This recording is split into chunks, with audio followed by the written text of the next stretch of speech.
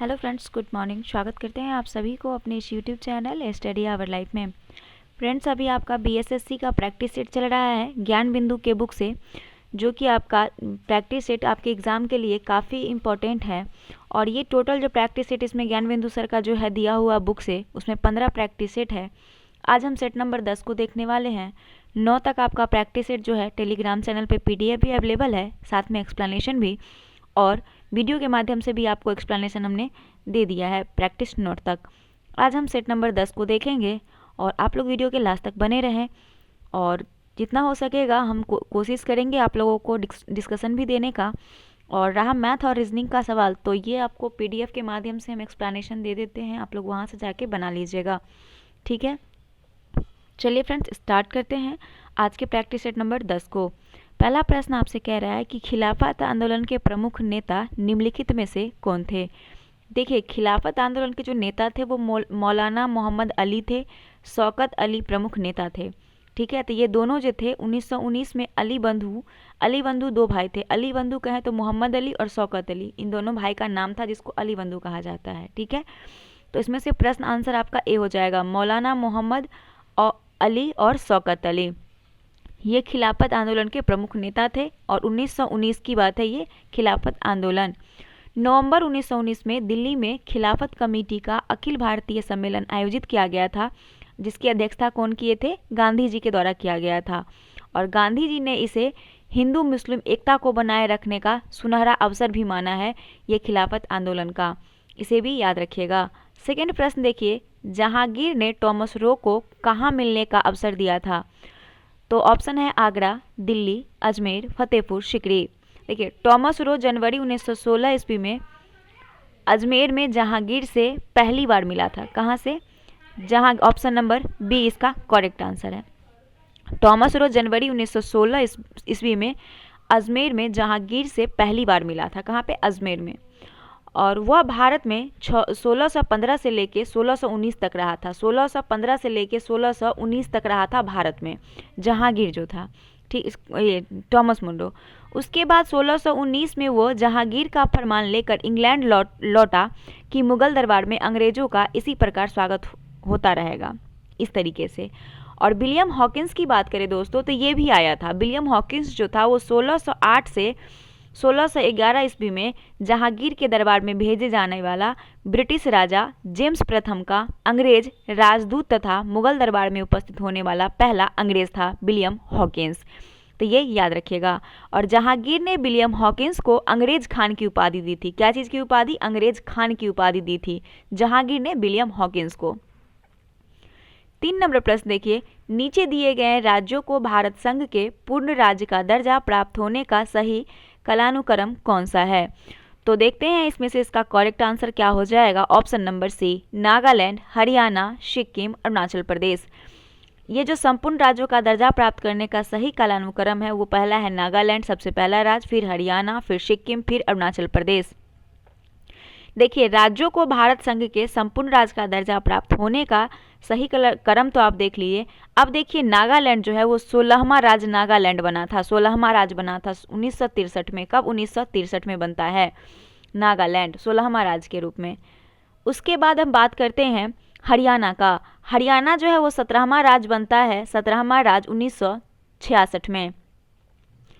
फिर आता है आपका सिक्किम। सिक्किम 22वां राज्य बनता है 35वां संविधान संशोधन द्वारा 1974 में, ठीक है। और नेक्स्ट आपको हम बता दें, सिक्किम हो गया। आप नेक्स्ट है आपका अरुणाचल प्रदेश।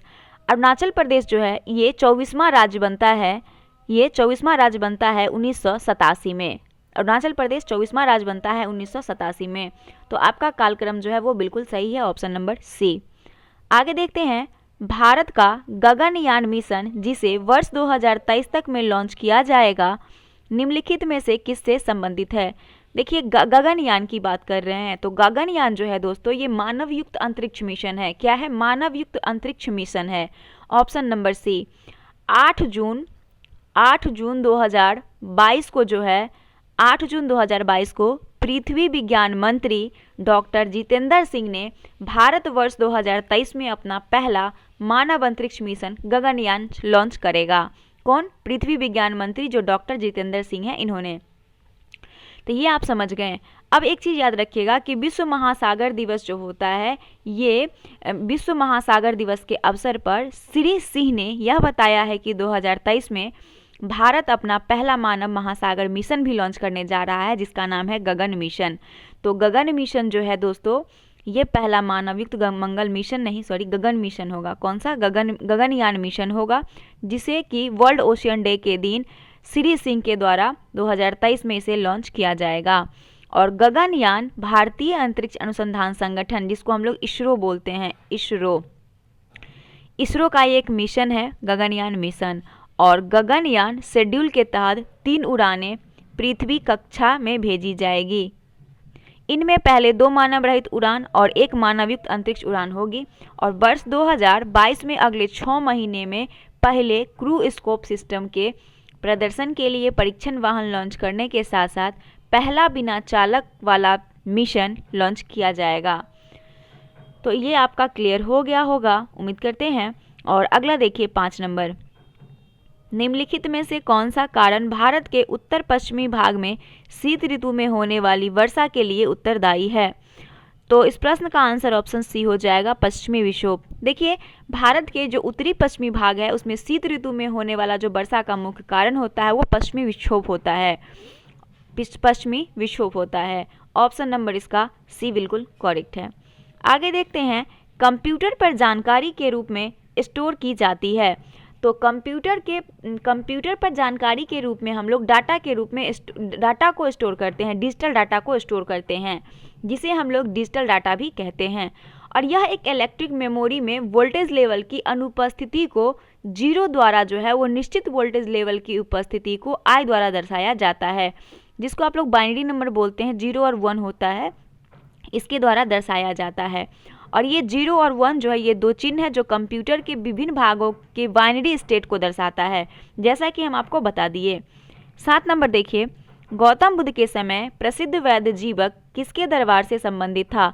देखिए, गौतम बुद्ध के समय जो जीवक था वो संबंधित था आपका किससे? तो संबंधित था आपका बिंबिसार से। बिंबिसार जो है, बिंबिसार गौतम बुद्ध के समय का प्रसिद्ध वैद्य जीवक था, बिंबिसार के दरबार से संबंधित था। और बिंबिसार का जो कार्यकाल था दोस्तों 544 ईस्वी से लेके 492 तक था। और बिंबिसार ने अवंती के शासक चंडप्रद्योत से मित्रता कर ली थी और अपने राज्य में वैद्य जीवक को उसके इलाज के लिए भेजा था। ठीक है, बिंबिसार कौन था? तो हर्यक वंश का संस्थापक था बिंबिसार।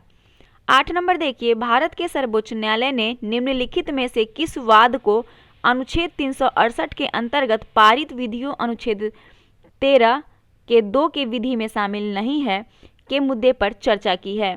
तो देखते हैं इस प्रश्न का आंसर क्या हो जाएगा। दिया है कि शंकर प्रसाद बनाम भारत संघ, गोलकनाथ बनाम पंजाब राज, केशवानंद भारती बनाम केरल राज, मिनर्वा मिल्स बनाम भारत संघ। दोस्तों, भारत के सर्वोच्च न्यायालय ने केशवानंद भारती बनाम केरल राज्यवाद में अनुच्छेद 368 के अंतर्गत पारित विधियों अनुच्छेद 13 का 2 के विधि में शामिल नहीं है के मुद्दे पर चर्चा की है। तो इस प्रश्न का आंसर आपका ऑप्शन सी हो जाएगा, केशवानंद भारती बनाम केरल राज, ये इसमें शामिल नहीं है। 9 नंबर प्रश्न देखिए, 2022 को संपन्न UEFA सुपर कप 2022 का खिताब किस फुटबॉल क्लब ने जीता है? तो देखते हैं इस प्रश्न का आंसर हो जाएगा option number B, Real Madrid. देखिए, रियल मैड्रिड जो है वो 10 अगस्त 2022 को UEFA super cup 2022 Olympic stadium Helsinki Finland में संपन्न हुआ। कहाँ पे? ओलंपिक स्टेडियम हेलेंसिकी फिनलैंड में संपन्न हुआ, जो कि 47वां संस्करण था इसका।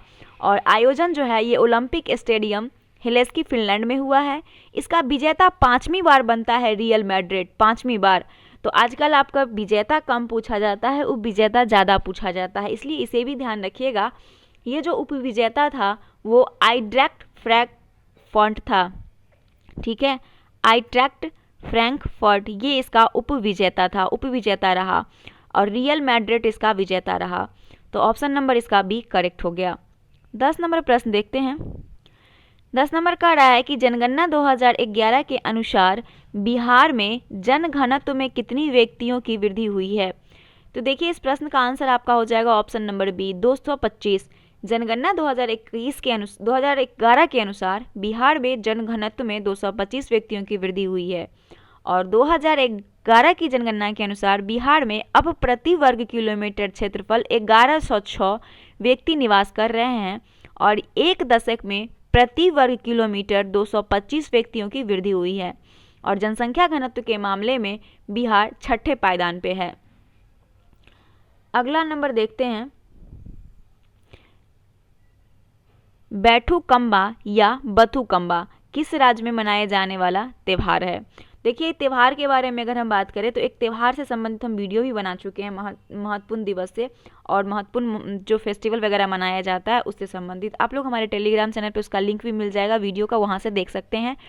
साथ में इस वीडियो के डिस्क्रिप्शन में भी उसका लिंक दिया हुआ, आप लोग वहाँ से भी देख सकते हैं। तो दोस्तों ये फेस्टिवल जो है वो आपका तेलंगाना राज्य का है। बथुकम्मा फेस्टिवल कहाँ का है? तेलंगाना राज्य में मनाया जाता है। कर्नाटक की बात करें तो कर्नाटक का फेस्टिवल है कंबाला। कर्नाटक का फेस्टिवल का नाम है कंबाला। उसके बाद हम सिक्किम की बात करें तो लोसांग हम बताए थे। लोसांग याद होगा कि लोसांग हम सिक्का से इसको संबंधित करके बताए थे। और नागालैंड का पता होगा, नागालैंड का हॉर्नबिल महोत्सव है नागालैंड का। ठीक है, अगला देखते हैं अबोर जनजाति किस राज्य से संबंधित है। देखिए अबोर जनजाति जो है ये अरुणाचल प्रदेश से है। कहाँ से? अरुणाचल प्रदेश से संबंधित है। अरुणाचल प्रदेश से संबंधित है अबोर जनजाति। कर्नाटक की अगर हम बात करें तो कर्नाटक की जो जनजाति है वो वाल्मीकि है, नकेरा है, थेरवा है, हक्की पिक्की है, इरूला, जेनु कुरुबा, टोडा, वर्ली, ये सभी कर्नाटक राज्य के जनजाति हैं। वहीं गुजरात का भील, बारदा, कोली, डाबरा, खारी, चारण, राथवा, ये सभी आपका गुजरात का है।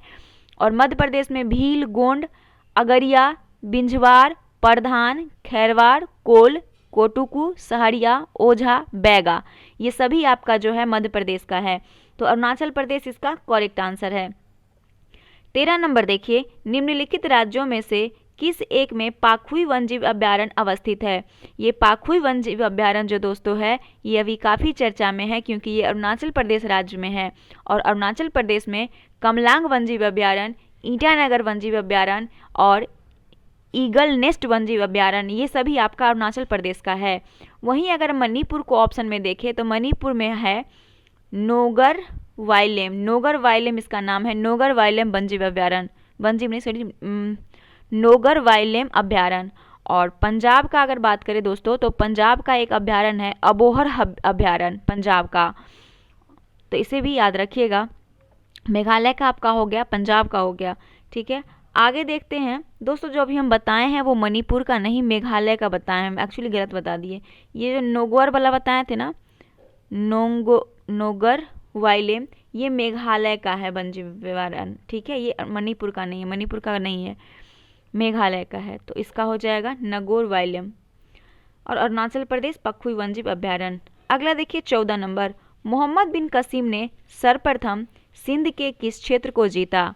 तो मोहम्मद बिन कसीम जो था वो सर्वप्रथम सिंध के देवल क्षेत्र को जीता, या फिर देवल अभियान में देवल क्षेत्र को। तो ऑप्शन नंबर डी इसका करेक्ट आंसर है। मोहम्मद बिन कसीम ने मकरान के रास्ते सर्वप्रथम देवल पर आक्रमण किया था, मकरान के रास्ते। और 712 ईस्वी में मोहम्मद बिन कसीम देवल के बंदरगाह पर पहुंचा। 1712 में वहां पे पहुंच गया और देवल से मोहम्मद बिन कसीम निरून की ओर बढ़ा, जहां बौद्ध भिक्षुकों ने बिना युद्ध किए उसकी अधीनता स्वीकार कर ली। अगला प्रश्न देखिए 15 नंबर, विश्व फोटोग्राफी दिवस कब मनाया जाता है। तो विश्व फोटोग्राफी दिवस जो है यह मनाया जाता है आपका 19 अगस्त 2022 को। 19 अगस्त 2022 को विश्व फोटोग्राफी दिवस मनाया जाता है। क्यों मनाया जाता है तो इसे देख लीजिए। इसका उद्देश्य है कि फोटोग्राफी के इतिहास, इसकी कला, शिल्प और विज्ञान का प्रदर्शन करना। पहली बार ये जो है 2010 में मनाया गया था। 2010 में पहली बार इसे मनाया गया था विश्व फोटोग्राफी दिवस को।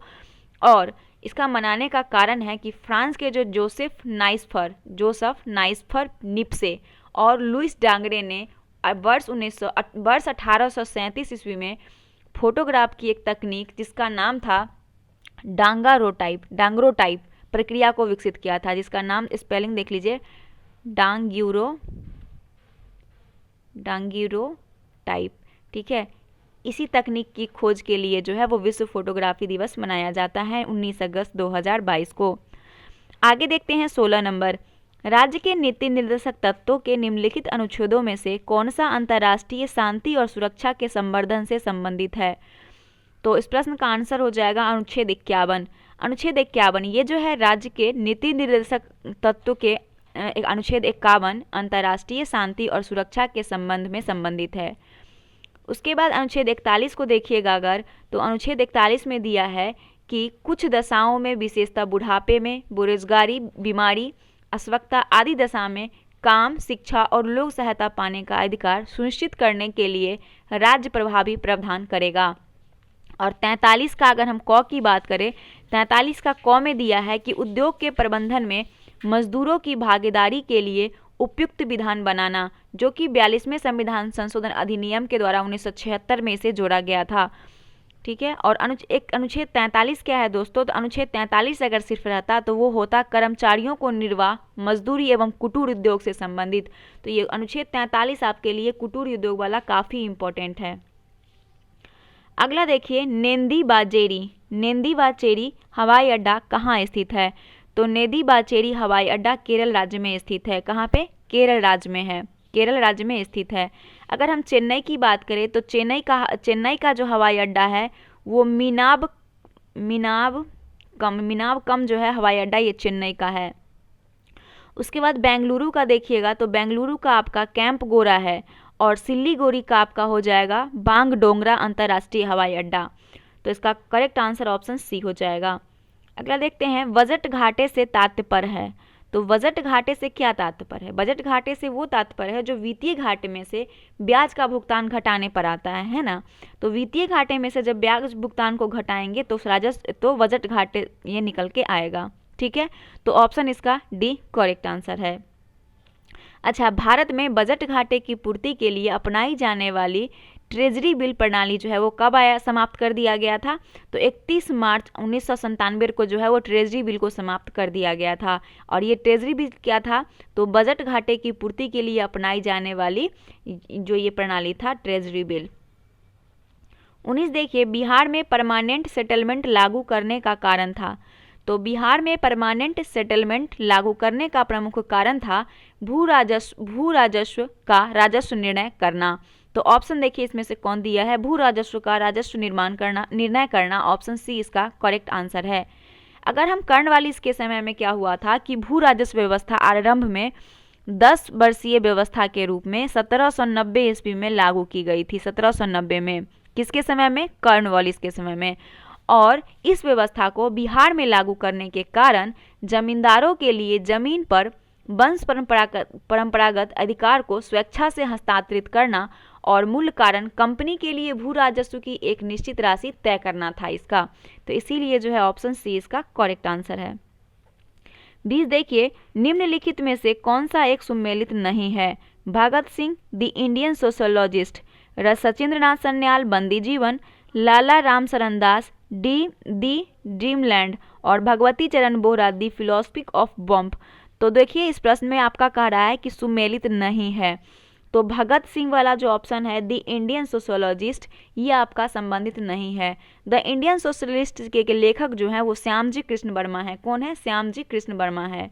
और भगत सिंह की अगर हम बात करें तो an introduction to the dreamland है। ठीक है, भगत सिंह की ड्रीमलैंड। तो ऑप्शन इसका ए करेक्ट हो जाएगा। 21 नंबर देखिए, जनवरी 2022 में खादी के कपड़े से बना विश्व का सबसे बड़ा राष्ट्रीय ध्वज फहराया गया। इस ध्वज के संबंध में विकल्प कौन सा तथ्य सही नहीं है? देखिए पहला ऑप्शन दिया है कि 15 जनवरी 2022 को राष्ट्रीय सेना दिवस के अवसर पर खादी के कपड़े से बना विश्व का सबसे बड़ा राष्ट्रीय ध्वज राजस्थान के लोंगेवाला में भारत पाकिस्तान सीमा पर फहराया गया। और दूसरा ऑप्शन है कि यह राष्ट्रीय ध्वज 225 फीट लंबा, 150 फीट चौड़ा है। तीसरा ऑप्शन है कि इसका वजन लगभग 1400 किलोग्राम है। और चौथा ऑप्शन है कि ध्वज में अशोक चक्र का व्यास 25 फीट है। तो इस प्रश्न का आंसर जो आपका हो जाएगा वो ऑप्शन डी हो जाएगा। ऑप्शन डी इसका बिल्कुल करेक्ट आंसर होगा। इस ध्वज का जो अशोक चक्र का व्यास है वो 25 फीट है। एक्चुअली 15 जनवरी 2022 को जो 74वें सेना दिवस के अवसर पर खादी के कपड़े से बना विश्व का सबसे बड़ा राष्ट्रीय ध्वज स्मारक राष्ट्रीय ध्वज राजस्थान के लोंगेवाला में भारत पाकिस्तान सीमा पर फहराया गया। ठीक है, और लोंगेवाला वर्ष 1971 में भारत और पाकिस्तान के बीच ऐतिहासिक युद्ध का मुख्य केंद्र था। ठीक है, और यह राष्ट्रीय ध्वज 225 फीट लंबा है, 150 फीट चौड़ा है। इसका वजन भी लगभग 1400 किलोग्राम है। तो सही नहीं होगा, तो ऑप्शन डी सही नहीं होगा, क्योंकि ये 25 फीट नहीं इसका व्यास जो है दोस्तों वो 30 फीट है। ठीक है, तो ऑप्शन डी इसका करेक्ट आंसर हो जाएगा, क्योंकि नहीं पूछा गया है।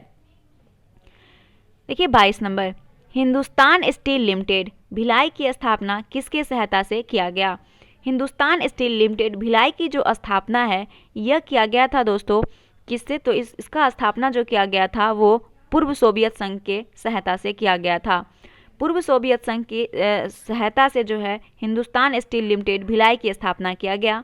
और अगर हम बात करें हिंदुस्तान स्टील लिमिटेड भिलाई की, तो 1955 ईस्वी में पूर्व सोवियत संघ की सहायता से भारत सरकार के बीच इसकी स्थापना होती है।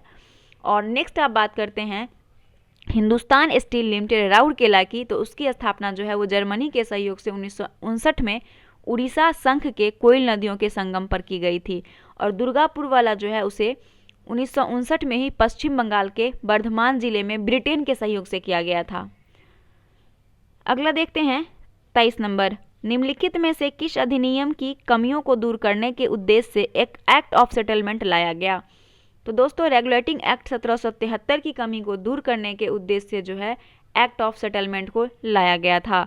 तो ऑप्शन नंबर इसका कौन सा करेक्ट हो जाएगा? Option number A. 24 देखिए, कर्तव्य पथ से संबंधित निम्नलिखित कथनों पर विचार कीजिए। पहला कथन है कि यह 8 सितंबर 2022 को प्रधानमंत्री नरेंद्र मोदी जी ने राष्ट्रपति भवन से इंडिया गेट तक के मार्ग को कर्तव्य पथ का उद्घाटन किया।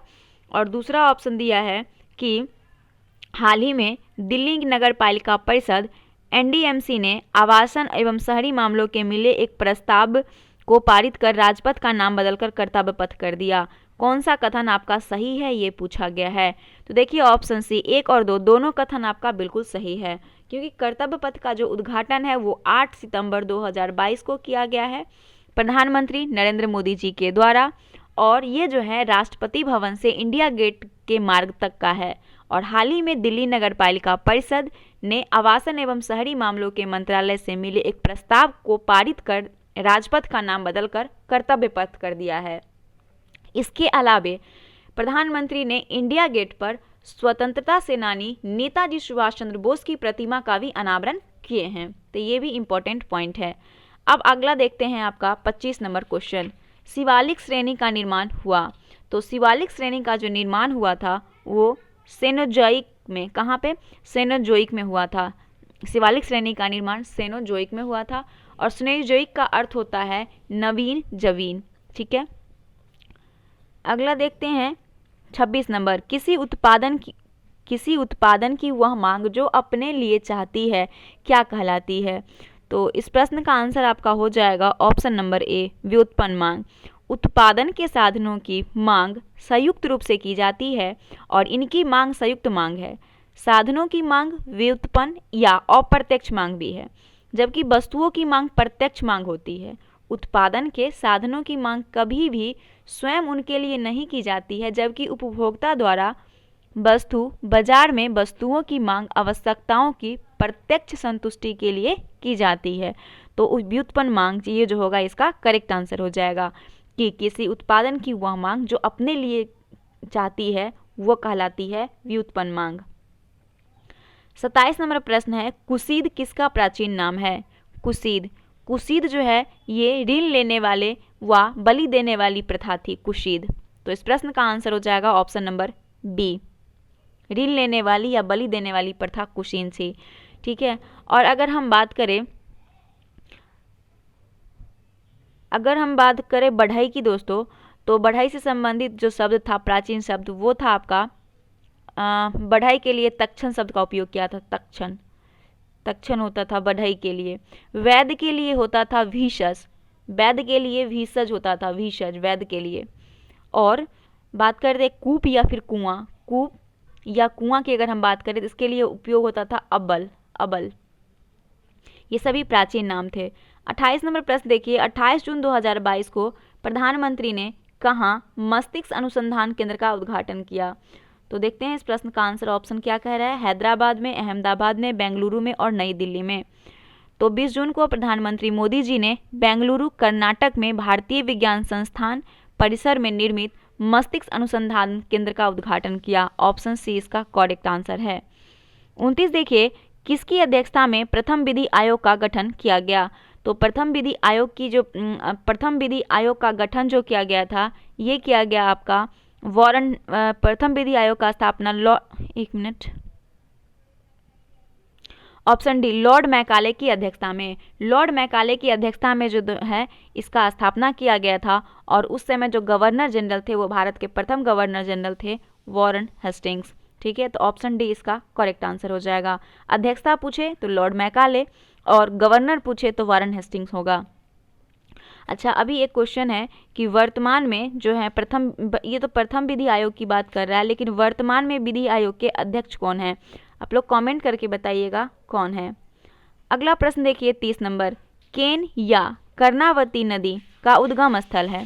तो केन या कर्णावती नदी का जो उद्गम स्थल है वो कहाँ पे है? कैमूर की पहाड़ी पर, कैमूर की पहाड़ी इसका करेक्ट आंसर हो जाएगा। अगला देखते हैं 31 नंबर, भारतीय संविधान का भाग 4 में दिए गए निर्देशित सिद्धांतों में से कौन सा सूचीबद्ध है? समान कार्य के लिए समान वेतन, समान नागरिक संहिता, प्राथमिक स्तर पर मातृभाषा में शिक्षा। तो उपयुक्त में से कौन सा कथन सही है ये आपको ढूंढना है। तो इसमें तो आपका एक सही है और दूसरा 2 सही है। भारतीय संविधान का भाग 4 जो है ये समान कार्य के लिए समान वेतन और समान नागरिक संहिता, ये दोनों संबंधित है। तो ऑप्शन आपका सी बिल्कुल करेक्ट आंसर है। 36 से लेके 51 तक जो है वो नीति निर्देशक तत्वों का वर्णन किया गया है आर्टिकल में। और नीति निर्देशक तत्व का जो दोस्तों प्रेरणा है ये आयरलैंड के संविधान से लिया गया है। 32 नंबर देखिए, अशोक का राज्याभिषेक होने से पहले वो कहाँ का राज्यपाल थे? तो जब अशोक का राज्याभिषेक हुआ था तो वो उस समय उज्जैन का राज्यपाल था। कहाँ का? उज्जैन का राज्यपाल था। और अशोक जो है वो 273 ईस्वी पूर्व से लेकर 232 ईस्वी पूर्व तक रहा था। और अशोक कौन था? तो बिंदुसार का पुत्र था। और अशोक का वास्तविक राज्याभिषेक जो है वो 269 ईस्वी पूर्व में होता है। इससे पहले अशोक उज्जैन का राज्यपाल था। 33 नंबर देखिए, होकरसर आर्द्रभूमि किस राज्य में स्थित है? तो होकरसर आर्द्रभूमि की बात करें दोस्तों तो ये जो है आपका जम्मू कश्मीर में स्थित है। कहाँ पे? जम्मू कश्मीर में। होकरसर आर्द्रभूमि जम्मू कश्मीर में है। टोटल अभी आपका 75 वेटलैंड्स हैं, यानी कि आर्द्रभूमि स्थल हैं। और सबसे ज़्यादा अगर पूछे कहाँ पे है तो तमिलनाडु में सबसे ज़्यादा आर्द्रभूमि है। उसके बाद सेकेंड स्थान पे आपका उत्तर प्रदेश आता है, जो कि पहले उत्तर प्रदेश में सबसे ज़्यादा था। 34 नंबर प्रश्न देखिए, प्रशासनिक सुधार आयोग की अध्यक्षता किसने की? तो प्रशासनिक सुधार आयोग की अध्यक्षता मोरारजी देसाई किए थे। कौन किए थे? मोरारजी देसाई ने। और इसका गठन जो है प्रशासनिक सुधार आयोग की गठन जो होता है दोस्तों 1966 में हुआ था। और मोरारजी देसाई के उप प्रधानमंत्री बनने पर उन्हें हनी मथैया इसके अध्यक्ष बने थे, हनु मथैया। और 1969 में अंतिम रिपोर्ट आई जिसमें केंद्र राज्य संबंधों में सुधार के लिए 22 सिफारिश दी गई थी। फिर राजमन्नार समिति आता है और तमिलनाडु के द्रुमुक सरकार ने 1969 में 3 सदस्यीय आयोग का गठन किया जिसे केंद्र राज्य संबंधों पर विचार करना पड़ा, जिसके अध्यक्ष डॉक्टर PV राजमन्नार थे। समिति ने 1971 में अपनी रिपोर्ट सौंपी। उसके बाद फिर आता है आपका सरकारिया आयोग। तो इस तरीके से चलता रहा सिलसिला। अब आगे देखते हैं 35 नंबर। 35 नंबर प्रश्न आपसे कह रहा है कि अमोघ वर्ष किस वंश से संबंधित थे?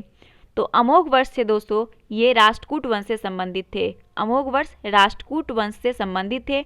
और राष्ट्रकूट वंश के संस्थापक कौन थे दोस्तों? तो दंतीदुर्ग थे। दंतीदुर्ग थे। इसकी राजधानी मान्यखेत थी। भाषा कन्नड़ था।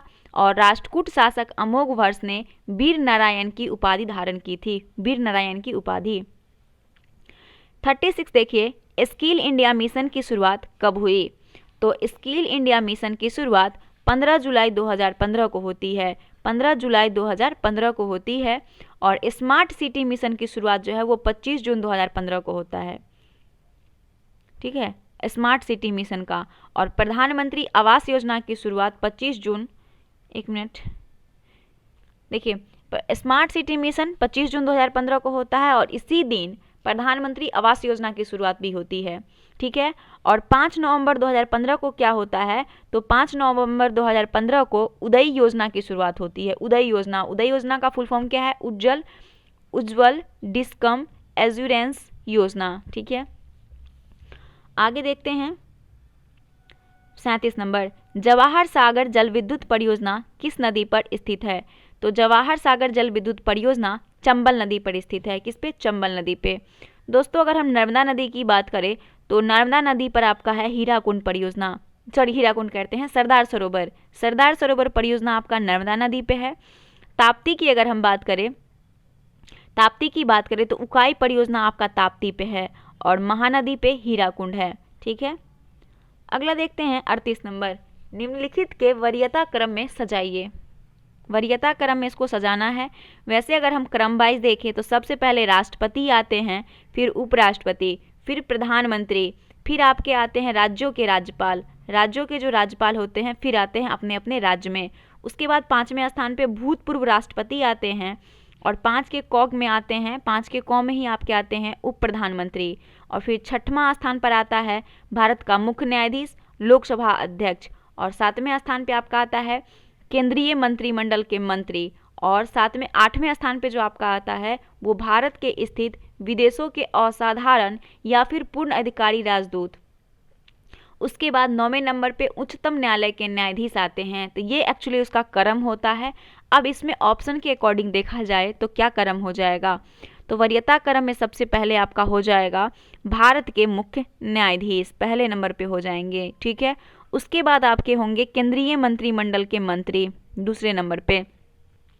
उसके बाद आपके आते हैं संघ लोक सेवा के आयोग के अध्यक्ष और चौथे नंबर पे आपके आएंगे भारत के महानियंत्रक लेखा परीक्षक। तो इसका ऑप्शन आपका हो जाएगा 2 4 2 4 2 4 3 2 4 3 1। तो ऑप्शन दोस्तों कौन सा सही हो जाएगा, सी हो जाएगा, ठीक है। अब आगे देखते हैं 39 नंबर, 1857 के विद्रोह के बारे में इतिहासकार टी.आर. होम्स का क्या मत था। देखिए 1857 क्रांति के बारे में अलग अलग इतिहासकारों का अलग अलग मत हुआ करता था, ठीक है। लेकिन उसी में एक मत टी.आर. होम्स भी ने दिया था और उन्होंने कहा था कि यह सभ्यता एवं बर्बरता का संघर्ष था। तो ऑप्शन नंबर इसका बी बिल्कुल करेक्ट है। आगे देखते हैं, अच्छा यह राष्ट्रीय विद्रोह था ना कि सिपाही विद्रोह, ये किसका कहा था, तो ये कथन जो था वो बेंजामिन डिज़रायली का था। बेंजामिन डिज़रायली ने कहा था कि ये राष्ट्रीय विद्रोह था ना कि सिपाही विद्रोह, ठीक है। और ये सभ्यता बर्बरता वाला टी.आर. होम्स का था। उसके बाद यह सिपाही विद्रोह के अतिरिक्त कुछ नहीं था, जॉन लॉरेंस ने कहा था। जॉन लॉरेंस ने कहा था कि ये सिपाही विद्रोह के अलावा कुछ नहीं है। उसके बाद अगर हम बात करें एक और स्टेटमेंट आपके लिए इम्पोर्टेंट है जो था कि यह अंग्रेजों के विरुद्ध हिंदू व मुसलमानों का संयंत्र था। ये जेम्स आउटड्रैम और डब्ल्यू टेलर का स्टेटमेंट था, ठीक है। आगे देखते हैं 40 नंबर, आपदा प्रबंधन प्रशिक्षण संस्थान कहाँ स्थित है। तो आपदा प्रबंधन प्रशिक्षण संस्थान जो है ये महाराष्ट्र के लातूर में है, महाराष्ट्र के लातूर में स्थित है। ऑप्शन नंबर डी इसका करेक्ट आंसर है, ठीक है। अच्छा कोलकाता में क्या है दोस्तों, तो भारतीय भूवैज्ञानिक सर्वेक्षण आपका कोलकाता में है, भूवैज्ञानिक सर्वेक्षण कलकत्ता में। नई दिल्ली में मौसम विज्ञान से संबंधित है। और हैदराबाद की बात करें तो भूभौतिकी अनुसंधान संस्थान आपका हैदराबाद में है। 41 नंबर देखिए, कर्क रेखा नहीं गुजरती है। तो कर्क रेखा 8 राज्यों से होकर गुजरती है और इसमें कह रहा है कि नहीं गुजरती है। तो हम एक ट्रिक बताते हैं, आप लोग याद कीजिएगा, मित्र पर गमछा झार, ये 8 राज्य से, ये 8 राज्य है जहाँ से ये गुजरती है। इसमें से राज्य नहीं पूछा गया है, देश का नाम दिया हुआ है। एक्चुअली मैं राज्य का नाम बता रही थी, मिस्र से, ईरान से, भारत से, म्यांमार से, ठीक है। तो कर्क रेखा जो है वो ईरान से नहीं गुजरती है। कहाँ से, ईरान से नहीं गुजरती है। उत्तरी गोलार्ध में जो है वो 23.5 डिग्री उत्तरी अक्षांश को कर्क रेखा, जिसको हम लोग ट्रॉपिक ऑफ कैंसर कहते हैं, वो है, ठीक है। और कर्क रेखा विश्व के जिन देशों से होकर गुजरती है उसमें आपका एक आता है USA, दूसरा है बहामास, तीसरा है मारितानिया, अल्जेरिया, लीबिया, मिस्र, भारत, म्यांमार, ओमान, मैक्सिको, माली, नाइजर, चाड, सऊदी अरब, संयुक्त अरब अमीरात, बांग्लादेश, चीन एवं ताइवान। इसमें ईरान ऑप्शन नहीं है। अगला देखते हैं 42 नंबर, अंतर्राष्ट्रीय बाल यौन शोषण डेटाबेस के बारे में दिए गए कथनों पर सही विकल्प का चयन कीजिए। तो देखते हैं इसमें ऑप्शन क्या कह रहा है कि यह इंटरपोल द्वारा संचालित परियोजना है, बिल्कुल करेक्ट है। यह डेटाबेस अपराधी व पीड़ित को पहचानने में मदद के लिए छवियों और वीडियो का विश्लेषण करता है, ये भी सही है। हाल ही में भारत इसका 68वां सदस्य देश बना है, ये भी सही है। आपका तीनों स्टेटमेंट करेक्ट है, दैट मीन्स ऑप्शन इसका बिल्कुल डी करेक्ट है बाल यौन शोषण डेटाबेस के बारे में। आगे देखते हैं 43 नंबर, निम्नलिखित में से कौन सी जोड़ी संस्था और संविधान के अनुच्छेद सुमेलित नहीं है। तो चलिए इसे देख लेते हैं कौन सुमेलित नहीं है। पहला दिया है, सुमेलित है, ये पूछा गया है, सुमेलित है संघ और राज्यों के लिए लोक सेवा आयोग अनुच्छेद 315, ये सुमेलित है या नहीं है, ये पूछा गया। सुमेलित है, ये बिल्कुल सुमेलित है। देखिए इसमें जो संघ और राज्यों के लिए लोक सेवा आयोग अनुच्छेद 315 दिया हुआ है, ये आपका बिल्कुल सही है। अखिल भारतीय सेवाएं के लिए 312 होगा, अनुच्छेद 312। प्रशासनिक अधिकरण के लिए अनुच्छेद 323 का क हो जाएगा, और भारत के निर्वाचन आयोग के लिए अनुच्छेद 324 है। ठीक है, आगे देखते हैं 44 नंबर, अग्निपथ योजना के संबंध में विकल्प में से कौन सा तत्व सही नहीं है। तो चलिए देखते हैं, काफ़ी इंपॉर्टेंट है ये अग्निपथ योजना, काफ़ी चर्चा का विषय है ये। तो 14 जून 2022 को केंद्रीय मंत्रिमंडल ने सशस्त्र बलों युवाओं की भर्ती के लिए अग्निपथ योजना को मंजूरी प्रदान की। क्या ये स्टेटमेंट आपका सही है? तो अगर देखा जाए तो ये स्टेटमेंट आपका बिल्कुल जो है वो कह रहा है कि सही नहीं है, तो बिल्कुल ये सही है। इस योजना के तहत चयनित युवा अग्निवीर कहे जाएंगे, ये भी सही है। इस योजना के तहत अग्निवीरों को 10 वर्ष की अवधि हेतु संबंधित सेवा अधिनियमों के तहत बलों में नामांकित किया जाएगा, ये स्टेटमेंट आपका गलत है। अग्निवीरों को भारतीय सशस्त्र बलों में उनकी कार्यावधि हेतु 48 लाख रुपये गैर अंशदायी जीवन बीमा कवर प्रदान किया जाएगा, ये भी सही है। तो दिया है कि 14 जून 2022 को केंद्रीय मंत्रिमंडल ने सशस्त्र बलों युवाओं की भर्ती के लिए एक आकर्षक भर्ती योजना को मंजूरी प्रदान की। इसका नाम अग्निपथ योजना है, और इस योजना के तहत जो युवा चुने जाएंगे उसको अग्निवीर कहा जाएगा। और यह योजना सशस्त्र बलों के युवाओं को सक्षम बनाने के लिए डिजाइन की गई है। 4 वर्ष की कार्यावधि पूर्ण होने पर अग्निवीर को एक मुश्त सेवानिधि पैकेज का भुगतान किया जाएगा, और सेवानिधि को आयकर से जो है वो इनकम टैक्स से नहीं लिया जाएगा। ग्रेजुएट और पेंशन संबंधित लाभ पाने वाले को यह हकदार नहीं होगा, और अग्निवीर को भारतीय सशस्त्र बलों में इनकी कार्यावधि हेतु 48 लाख रुपए गैर अंशदायी जीवन बीमा कवर प्रदान किया जाएगा।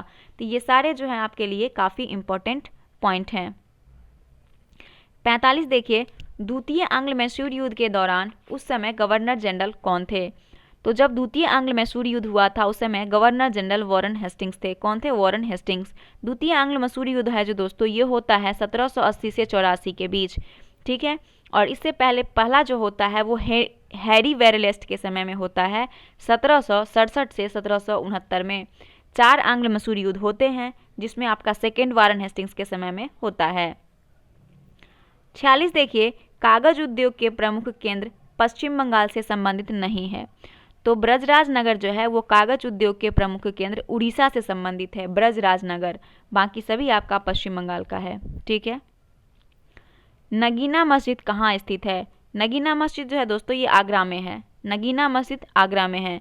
वहीं अगर हम बात करें जामा मस्जिद वगैरह, जामा मस्जिद हो फतेहपुर सीकरी में है अकबर का। बीवी का मकबरा औरंगाबाद में है औरंगजेब का। मोती मस्जिद दिल्ली का है, औरंगजेब ने बनवाया। ये अकबर का मोती मस्जिद दिल्ली में औरंगजेब का है। अकबर का मकबरा सिकंदराबाद में है, जहांगीर ने बनवाया था। हुमायूं का मकबरा दिल्ली में है। तो ये इस तरीके से सारा जो भी इम्पोर्टेंट मकबरा है ये भी इम्पोर्टेंट है, आपके एग्जाम में पूछे जाते हैं ये सारे प्रश्न। आगे देखते हैं 48 नंबर।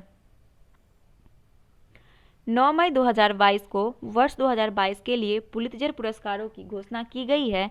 इससे संबंधित निम्न कथनों पर विचार कीजिए।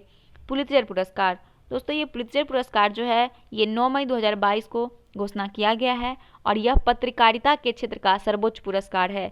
इसकी शुरुआत जो है 1917 में हुई थी और इस वर्ष 4 भारतीयों को यह पुरस्कार दिया गया है, जिसमें कि राइटर्स के फोटोग्राफर स्टाफ अदनान आबिदी, सना इरशाद मट्टू, अमीद दवे और दानिश सिद्दीकी को मरणोपरांत दिया गया है यह पुरस्कार। तो ये 4 व्यक्ति को दिया गया है। तो इसका आंसर देख लीजिएगा स्टेटमेंट के अकॉर्डिंग कौन सा।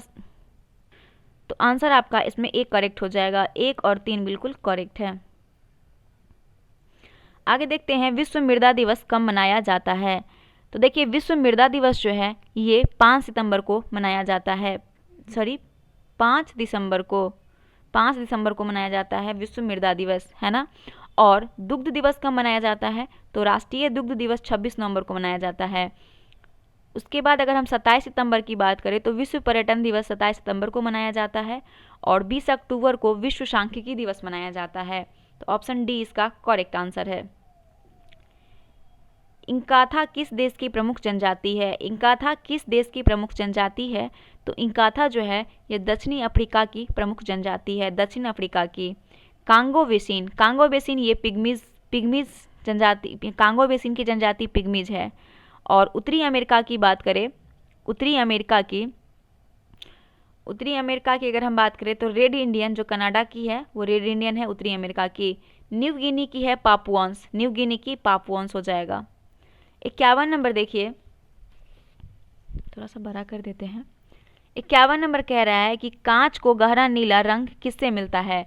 तो कांच को गहरा नीला रंग जो है वो कोबाल्ट ऑक्साइड से मिलती है, कोबाल्ट ऑक्साइड से मिलती है। और कांच में गहरा काला रंग जो है वो रजत ब्रोमाइड से मिलती है। अगर गहरा काला पूछा जाए तो रजत ब्रोमाइड हो जाएगा, ठीक है। और फेरस सल्फेट का हम लोग यूज़ कहाँ पे करते हैं दोस्तों, तो इसका उपयोग हम लोग स्याही बनाने के लिए या फिर मोहर लवण जो मोहर लगाया जाता है उसमें इसका उपयोग किया जाता है। 52 देखिए, आँख के लेंस का फोकस दूरी किसके कार्य से परिवर्तित होती है। तो इस प्रश्न का आंसर हो जाएगा आपका ऑप्शन नंबर सी, सिलियरी मांसपेशी। सिलियरी मांसपेशी के शिथिलन संकुचन से आँख के लेंस की मोटाई में परिवर्तन होता है, जिसके फलस्वरूप क्या होता है कि आँख के लेंस की फोकस दूरी परिवर्तित हो जाती है। 53 नंबर देखिए, वायुमंडल में ओजोन परत में हर्ष के लिए निम्नलिखित में से कौन सा रासायनिक द्रव उत्तरदायी है। तो इस प्रश्न का आंसर ऑप्शन सी हो जाएगा, क्लोरोफ्लोरोकार्बन उत्तरदायी है ओजोन परत के हर्ष के लिए। अगला देखते हैं 54 नंबर, शीतकाल में पौधे मर जाते हैं क्योंकि। तो शीतकाल में जो पौधे हैं वो मर जाते हैं क्योंकि पाले के कारण। पाले गांव वगैरह में इस भाषा को आप लोग सुने होंगे, जो गांव से होंगे वो जानते होंगे। पाला ठंडा के दिनों में गिरता है और पाले के कारण पौधे के उत्तकों की यांत्रिक क्षति होती और शुष्कन हो जाता है, जिसके फलस्वरूप पौधे मर जाते हैं। ऑप्शन डी इसका करेक्ट आंसर है।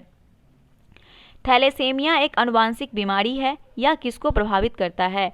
तो थैलेसेमिया एक जेनेटिक डिजीज है जिससे होने के बाद यह मतलब ब्लड को प्रभावित करती है। किसको, ब्लड को प्रभावित करती है, दैट मीन्स रुधिर को। ऑप्शन ए इसका करेक्ट आंसर है। और हिपेरिन शरीर के अंदर ब्लड को जमने नहीं देता है। हिपेरिन जो होता है हमारे शरीर के अंदर ब्लड को जमने नहीं देता है। 56 देखिए, असमान वेग और एक समान त्वरण के साथ चल रहे पिंड के लिए क्या होगा। तो दोस्तों इस प्रश्न का आंसर हो जाएगा कि अगर असमान वेग एवं एक समान त्वरण के साथ चल रहे पिंड के लिए वेग समय ग्राफ रैखिक होता है। रैखिक कैसे होगा, देखिए ये इसका ग्राफ बनेगा, ठीक है, ये इसका ग्राफ बनता है और ये एक समान त्वरण हो गया, ये एक समान त्वरण से हो गया और एक समान ये मंदन से हो गया। तो जब कोई वस्तु वृत्ताकार मार्ग पर गति करती है तो उसकी गति वृत्तीय गति होती है, और यदि वह एक समान चाल से गति करती है तो उसकी गति एक समान वृत्तीय गति होती है। ऑप्शन कह रहा है कि असमान वेग एवं समान त्वरण के साथ चल रहे हैं पिंड तो वेग समय ग्राफ रैखिक होगा। तो ये रैखिक इसका आंसर करेक्ट हो जाएगा, option number D. Operation flood किससे संबंधित है। ऑपरेशन फ्लड, इसका संबंध जो है दोस्तों वो दुग्ध के उत्पादन क्षमता को बढ़ाने से है, दूध उत्पादन क्षमता बढ़ाने से है। ऑप्शन नंबर सी इसका करेक्ट आंसर है। 58 देखिए, ध्वनि की आवृत्ति n और तरंगधर लेमडा और चाल भी के बीच संबंध क्या है। तो इस तीनों के बीच का संबंध बनेगा आपका n बराबर v बटा लेमडा या v बराबर n लेमडा, ये इसका फॉर्मूला होता है दोनों। तो इसका करेक्ट आंसर आपका हो जाएगा ऑप्शन नंबर डी, n बराबर v बाय लेमडा।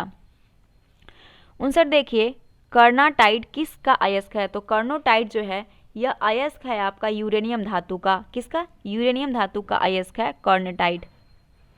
60 नंबर देखिए, निम्नलिखित में से संतृप्त वसा अम्ल छाटिए। संतृप्त वसा अम्ल जो है वो पामिटिक अम्ल संतृप्त अम्ल है, पामिटिक, ऑप्शन नंबर बी। अगला है माम्पस है। तो माम्पस क्या है दोस्तों? तो माम्पस जो है एक विषाणु द्वारा उत्पन्न रोग है जो गले संबंधित रोग है, गला में होता है। तो ऑप्शन नंबर सी इसका करेक्ट आंसर है। 62 देखिए, सुमेलित करना है।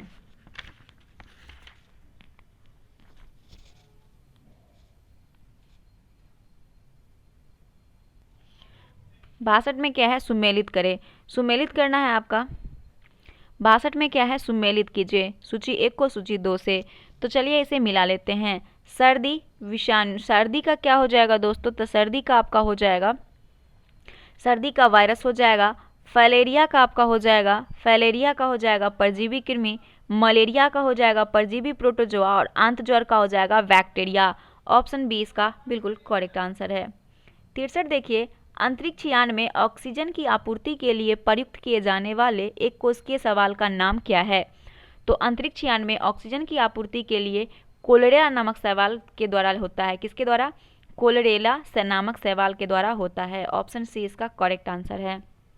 64 देखिए, कैल्शियम कार्बाइड पर पानी गिरने से उत्पन्न गैस होती है।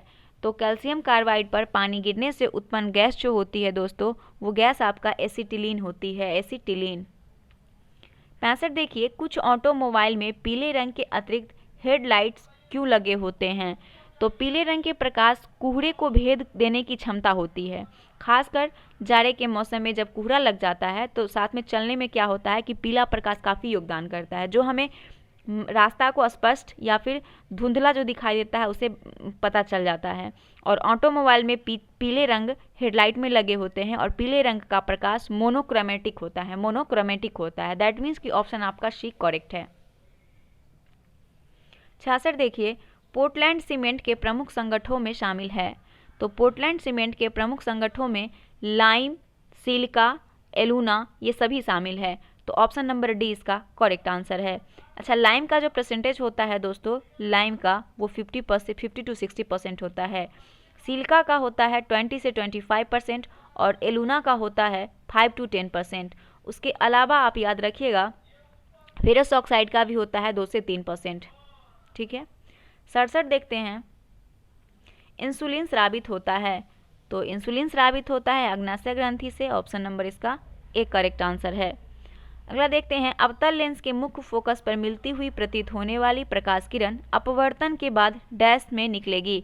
तो देखिए, अवतल लेंस के मुख्य फोकस पर मिलने वाली हुई प्रतीत होने वाली प्रकाश की किरण अपवर्तन के बाद मुख्य अक्ष के समांतर निकलेगी, मुख्य अक्ष के समांतर निकलेगी। ऑप्शन नंबर सी इसका करेक्ट आंसर है। 69 देखिए, मेंडलीफ की आवर्त सारणी में निम्नलिखित समूह में से किस तत्व समूह को बाद में तालिका में जगह मिली? तो मेंडलीफ ने जब आवर्त सारणी दिया तो उसके बाद उसमें जो बाद में उसको शामिल किया था वो तत्व था आपका इक्का, मतलब ऐसे करके दिया था जिसका नाम एस्केडियम है, गैलेमियम है, जर्मेनियम है। दैट मीन्स अभी इसका नाम है। उस टाइम इन्होंने इक्का करके कुछ इस तरीके से नाम दिया था, है ना। मुझे उतना याद नहीं आ रहा है। एक्चुअली इसका आंसर बी हो जाएगा, एस्केडियम, गैलेलियम और जर्मनी, सॉरी जर्मनी नहीं, जर्मेनियम। अगला देखते हैं 70 नंबर, सोल्डर किसकी मिश्र धातु है? तो सोल्डर जिसको टांगा बोलते हैं, ये टीन और सीसा का बना होता है, टीन और सीसा का बना होता है। मानव में मुख्य नाइट्रोजनी अपशिष्ट कौन सा है? तो मानव में मुख्य नाइट्रोजनी जो वेस्ट होता है वो होता है आपका यूरिया। सबसे बड़ा जीवित पक्षी कौन सा है? तो सबसे बड़ा जीवित पक्षी जो है वो हो जाएगा आपका शुतुरमुर्ग। क्या? शुतुरमुर्ग। डेंगू ज्वर का क्या कारण है? तो डेंगू ज्वर का कारण वायरस होता है। क्या होता है? वायरस। ऑप्शन डी इसका करेक्ट आंसर है। और इसमें क्या होता है कि डेंगू ज्वर के कारण वायरस है और जिसका कारण प्लेटलेट्स का समान स्तर में कमी हो जाता है। ठीक है। 74 नंबर देखिए, सुमेलित कीजिए। यहाँ पे आपको मैच करना है, तो चलिए सबसे पहले मैच कर लेते हैं। हाइड्रोक्लोरिक दाब सिद्धांत जो है दोस्तों ये पास्कल के नियम पर काम करता है। जड़त्व जो है ये गैलीलियो का सिद्धांत। और सौर प्रणाली का हीलियोसेंट्रिक सिद्धो ये जो है दोस्तों आपका ये हो जाएगा आपका कॉपरनिकस। उसके बाद गुरुत्वाकर्षण का न्यूटन। तो ऑप्शन क्या करेक्ट हो जाएगा देख लेते हैं एक बार। बी हो जाएगा, ऑप्शन बी हो जाएगा, 3 2 1 4। एंड जीके का आपका लास्ट प्रश्न है, सुमेलित कीजिए।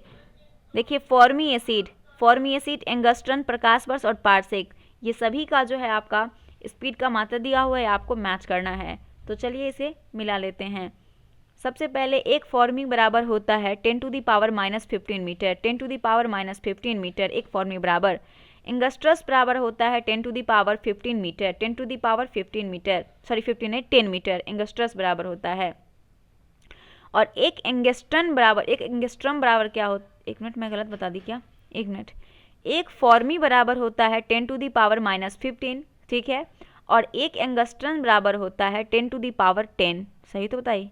हाँ, उसके बाद एक प्रकाश वर्ष बराबर कितना होता है 9.46 into 10 to the power 15, and parsec बराबर होता है 3.08 into 10 to the power 16 metre. तो ऑप्शन आपका जो करेक्ट हो जाएगा वो बी हो जाएगा। अब यहाँ से आपका मैथ और रीजनिंग है, जैसा कि मैं पहले बता चुकी हूँ। एक्सप्लेनेशन आपको हमारे द्वारा पीडीएफ के माध्यम से मिल जाएगा। यहाँ पे मैं आंसर बता देती हूँ। जो लोग हमारे टेलीग्राम चैनल तक नहीं पहुँच पाते हैं, यहाँ से अगर बनाना चाहते हैं तो आप लोग बना लेंगे वीडियो देख के, ठीक है। इसका आंसर ए हो जाएगा 76 का। 77 नंबर प्रश्न का आंसर बी हो जाएगा, एंड 78 नंबर प्रश्न का आंसर सी हो जाएगा।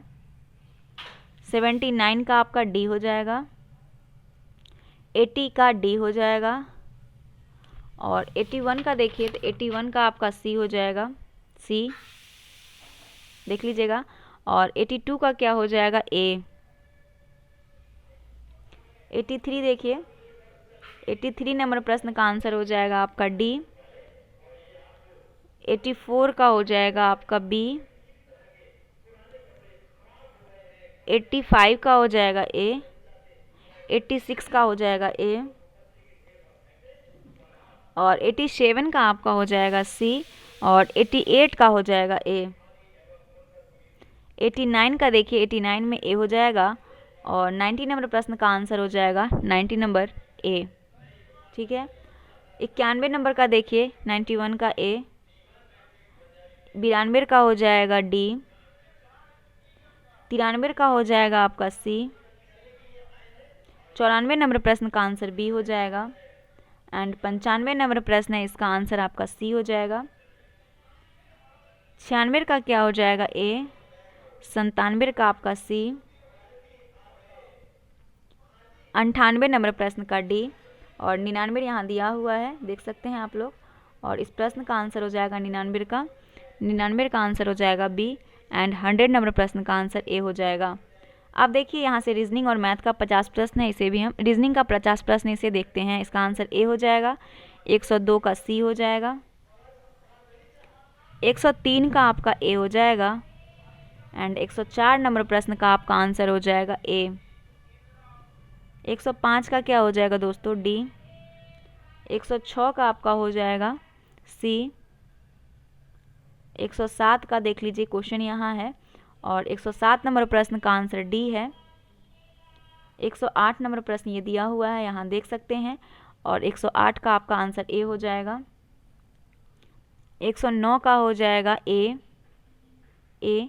110 का आपका 110 नंबर क्वेश्चन यहाँ दिया हुआ है, इसका आंसर डी हो जाएगा, डी। 111 का आपका हो जाएगा, 111 का डी, सॉरी बी होगा, बी। और 112 का क्या होगा देखिए, 112 का आपका इधर दिया हुआ है सी होगा, इसका आंसर सी हो जाएगा। 113 का भी सी है। 114 का डी है, और 115 नंबर प्रश्न का आंसर हो जाएगा ए। 116 का क्या हो जाएगा दोस्तों ए। 117 नंबर प्रश्न का आंसर हो जाएगा आपका 117 का सी। 118 नंबर प्रश्न का आंसर, स्टेटमेंट ही पढ़िएगा ध्यान से, और यहाँ 19 से लेके 19 और 20 ये दो प्रश्न आपका इस स्टेटमेंट से सॉल्व होने वाला है। तो 19 का आंसर बी है, एंड 20 नंबर का ए है, ठीक है। फिर अगला स्टेटमेंट पढ़िएगा, तो इस स्टेटमेंट 121 का जो हो जाएगा आपका आंसर बी हो जाएगा। 122 नंबर प्रश्न इधर दिया हुआ है, और 122 का आंसर हो जाएगा बी। 127 देखिए क्वेश्चन हम बड़ा नहीं कर रहे हैं क्योंकि आंसर भी आप लोग नहीं पढ़ पाइएगा ऐसे में। 123 का आंसर हो जाएगा ए। 124 नंबर देखिए, 124 का सी है। और 125 का क्या हो जाएगा, 125 का आपका हो जाएगा ए। 126 नंबर प्रश्न इधर दिया हुआ है, आंसर इधर दिया हुआ है। 126 का ए हो जाएगा। ए ना तो एक और ना दो पालन होता है। 127 देखिए, 127 नंबर प्रश्न का आंसर सी है। और 128 का आपका डी हो जाएगा। 129 देखिए, 129 का आपका सी हो जाएगा। 130 का बी हो जाएगा। 131 का बी है। 132 नंबर प्रश्न है और 132 का आपका ए हो जाएगा। ठीक है, आगे देखते हैं 133 नंबर प्रश्न का, और 133 का आपका हो जाएगा सी। 134 का हो जाएगा डी। 135 का आपका हो जाएगा सी। 136 नंबर प्रश्न का आंसर ए हो जाएगा। और 137 नंबर प्रश्न का आंसर क्या हो जाएगा, डी। 138 नंबर प्रश्न का आंसर बी। और 139 नंबर प्रश्न का आंसर हो जाएगा बी। एंड 140 देखिए, इधर छोटा कर देते हैं। 140 नंबर प्रश्न का आंसर हो जाएगा डी। 141 नंबर प्रश्न का आंसर हो जाएगा डी। और 142 का क्या हो जाएगा, 142 का बी हो जाएगा। ठीक है, और 143 देखिए ए हो जाएगा 143 को। एंड 144 का आपका बी हो जाएगा, यहाँ पे बी दिया हुआ है देख सकते हैं। और 145 का आंसर है दोस्तों बी। 146 का डी। एंड 147 का आपका डी हो जाएगा। 148 का क्या हो जाएगा, 148 का सी है। 148 का सी। एंड 149 का आपका बी होगा, जो ऑप्शन इधर दिया हुआ है बी। एंड लास्ट प्रश्न है, और इस प्रश्न का आंसर देखते हैं। 150 नंबर ये का आंसर यहाँ दिया हुआ है, 150 का आपका हो जाएगा बी। दोस्तों ये 150 प्रश्न था जो समाप्त हो गया है। उम्मीद करते हैं आज का सीरीज आपको बहुत पसंद आया होगा। पसंद आया तो जरूर लाइक कर दीजिएगा, चैनल को सब्सक्राइब जरूर कीजिए। और प्लीज़ हम आप लोगों से हम्बल रिक्वेस्ट करते हैं कि प्लीज़ आप लोग वीडियो को शेयर ज़रूर करें। आपके एक शेयर से हमें बहुत बड़ा मोटिवेशन मिलता है और हमें हिम्मत होती है कि मैं आप सभी के लिए कुछ अच्छा बुक का कंटेंट्स लाती रहूं और आप लोगों को नया कुछ बताती रहूं। तो चलिए मिलते हैं नेक्स्ट वीडियो के साथ, तब तक के लिए धन्यवाद। जय हिंद, जय भारत।